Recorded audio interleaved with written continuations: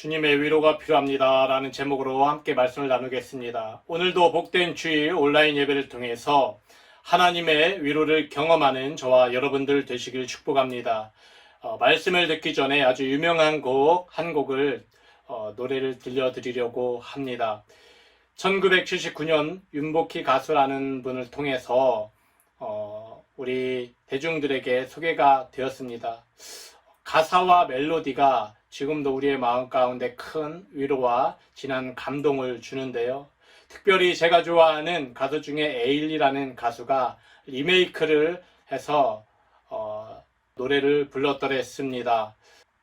저는 이 노래를 들을 때마다 늘 하나님의 생각이 납니다. 꼭 이 노래의 가사가 하나님께서 저에게 말씀해 주시는 것 같아요. 여러분, 이 가사의 내용을 보시면서 한번 여러분들에게도 적용을 해 보십시오. 사랑하는 아들아, 너의 군생활의 앞날이 캄캄하니 내가 너의 지팡이니까 나만 믿고 따라오렴. 내가 너를 많이 사랑한단다.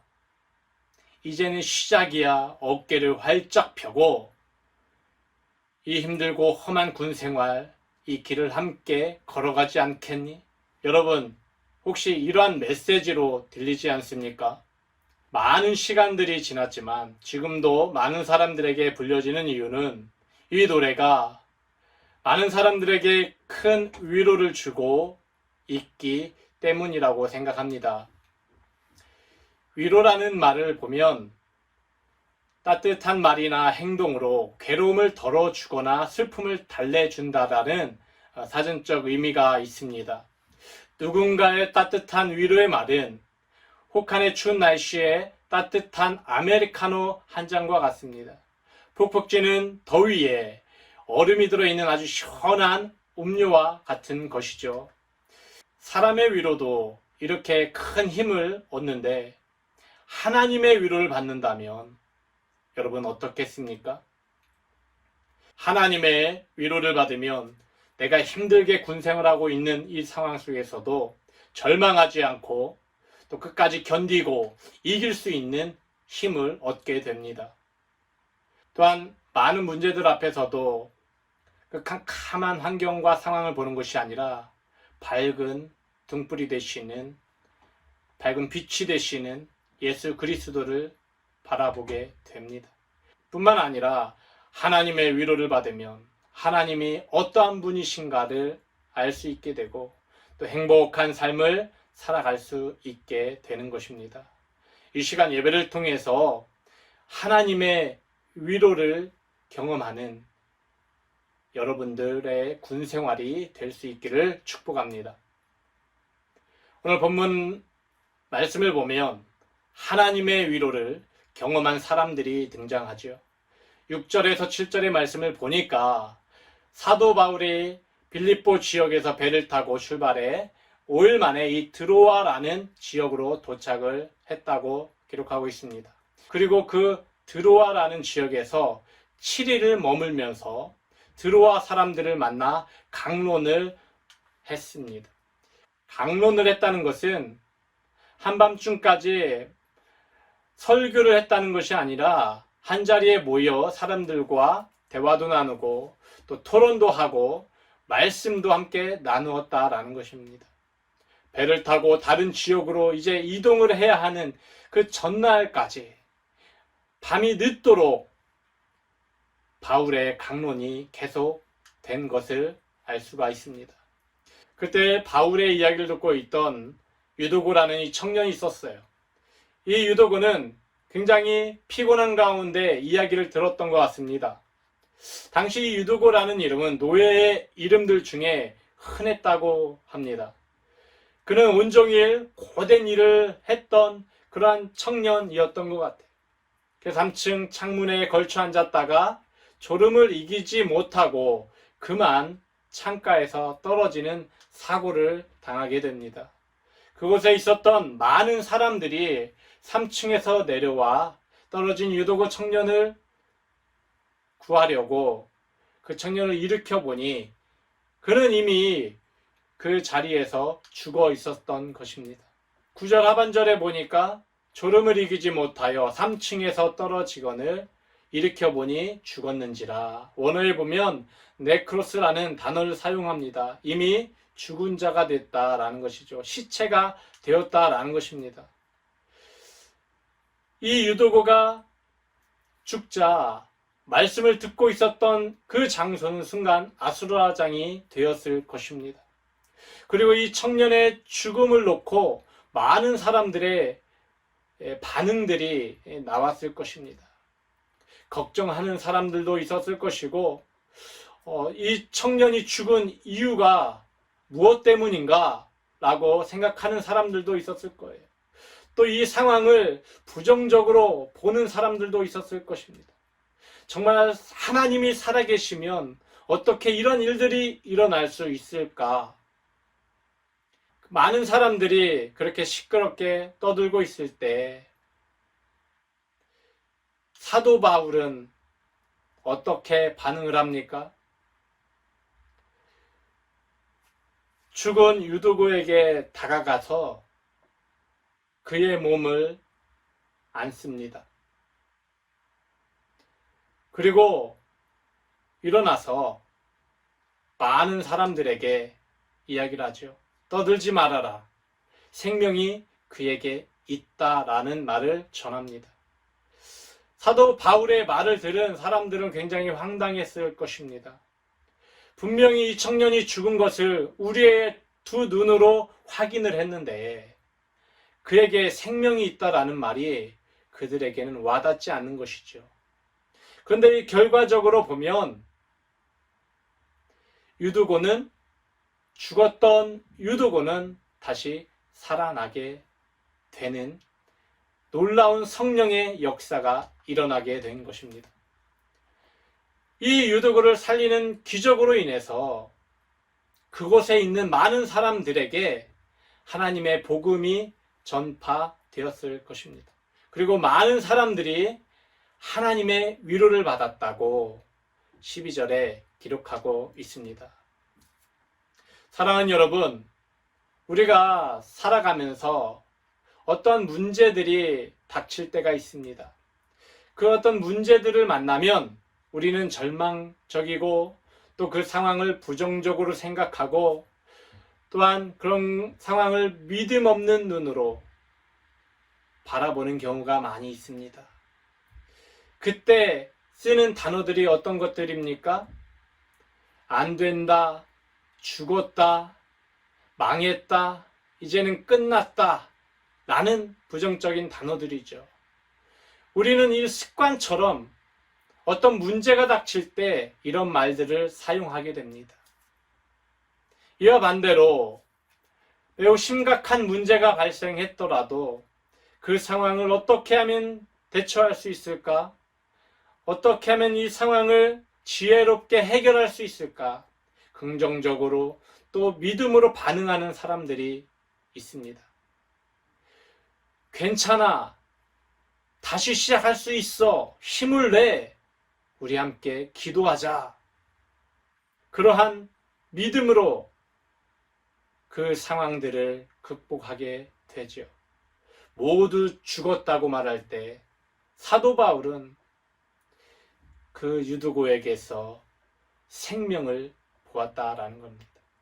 결국 하나님의 역사심으로 바울은 죽은 유두고를 살리게 됩니다. 그로 인해 그곳에 있었던 많은 사람들이 하나님의 위로를 경험하게 되죠.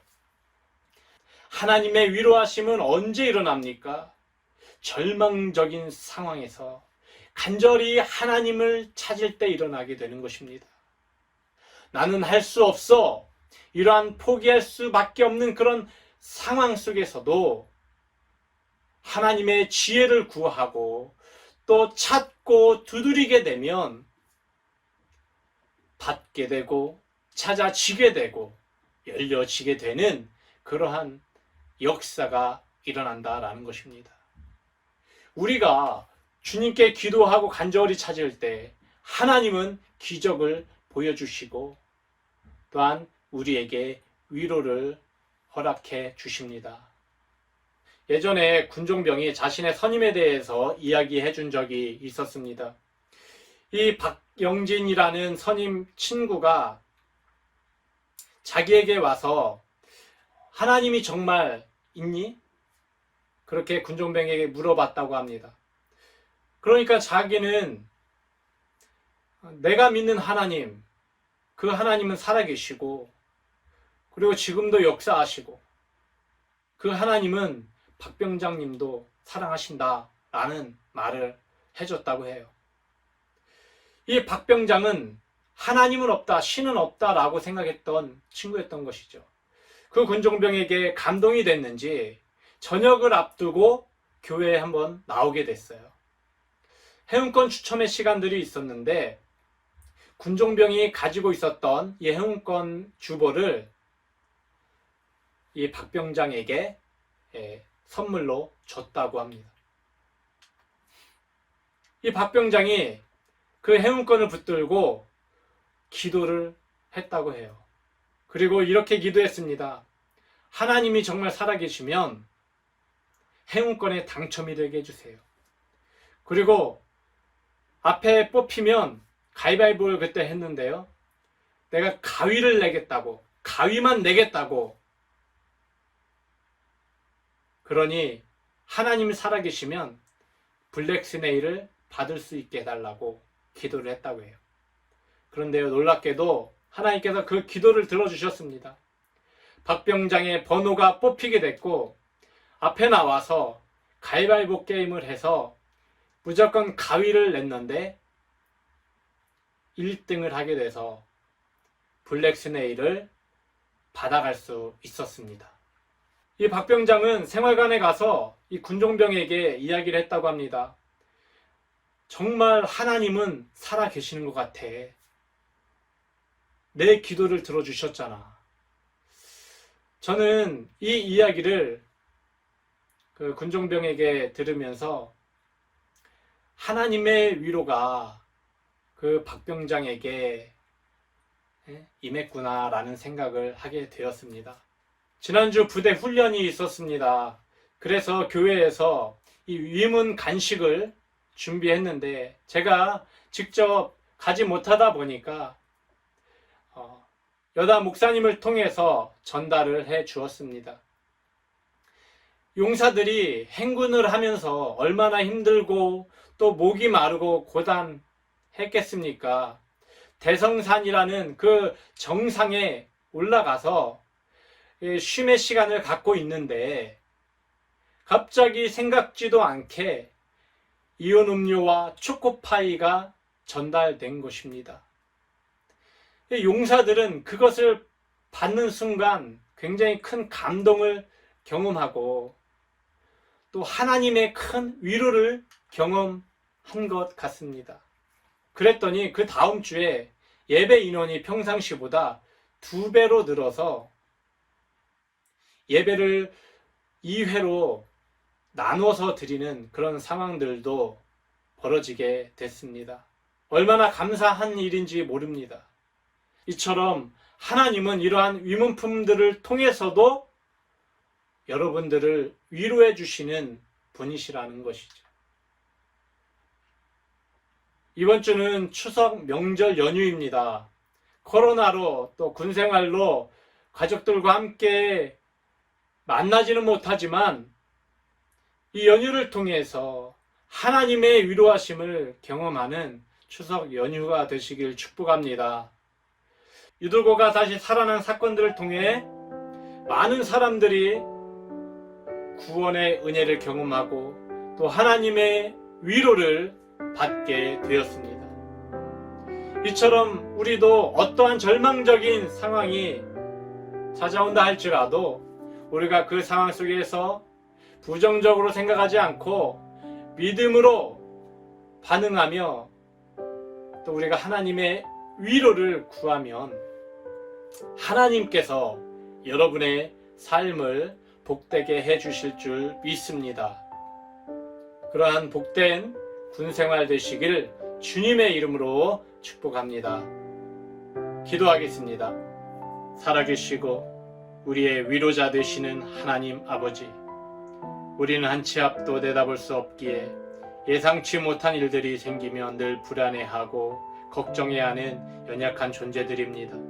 그래서 하나님의 위로가 필요합니다. 이 시간 우리 가운데 함께하여 주시고 주의 위로하심의 은혜로 충만케 하여 주옵소서. 한 주간 추석 연휴를 보냅니다. 우리 사랑하는 용사들의 삶 가운데 또 성도들의 삶 가운데 주의 위로하심으로 복된 한 주간 살아갈 수 있게 도와 주옵소서. 지금은 우리의 생명 되시고 위로자 되시는 주 예수 그리스도의 은혜와 하나님의 무한하신 사랑과 성령의 감화 감동 내주 역사 교통하심의 은혜가 어떤 문제들 앞에서도 불안해하지 않고 날마다 하나님의 위로를 구하며 믿음으로 살아갈 것을 다짐하는 하나님의 자녀들 머리 위에 투어갈렛 교회와 여호수아 교회와 반석 교회와 또 성도들의 가정과 이 나라와 민족 위에 지금부터 영원토록 함께 하시기를 주 예수 그리스도의 이름으로 축원하옵나이다. 아멘.